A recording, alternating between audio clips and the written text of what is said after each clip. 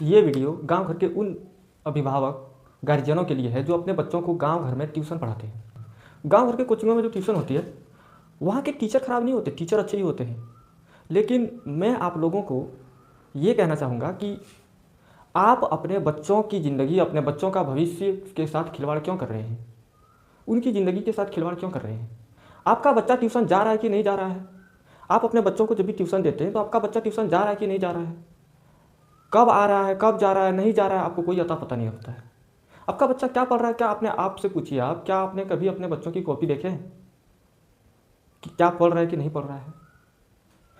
जैसे किसी कोचिंग में 20 स्टूडेंट पढ़ते हैं तो 20 में से जब पढ़ाई की शुरुआत होती है तो 20 में से 20 प्रेजेंट होते हैं, 20 में से 20 प्रेजेंट हुए।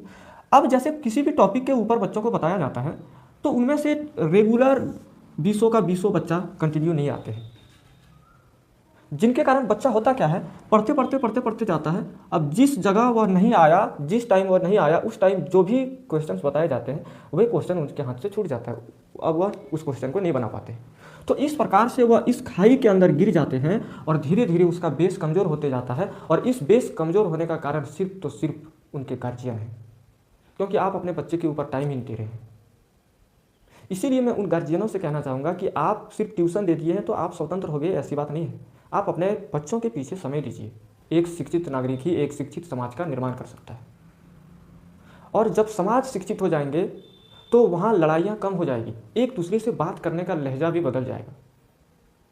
इसीलिए मैं आप लोगों से हाथ जोड़ के विनती करता हूँ कि आपका बच्चा कोचिंग या ट्यूशन आ रहा है कि नहीं आ रहा है, क्या पढ़ाई हो रही है, तो वहाँ पे जाके आप लोग महीना में कम से कम 1 से 2 बार ज़रूर मिलें, टीचर से बात करें ताकि उनका भी मनोबल बढ़े, ठीक है, और आपका बच्चा भी एक सही प्रिपरेशन कर सके।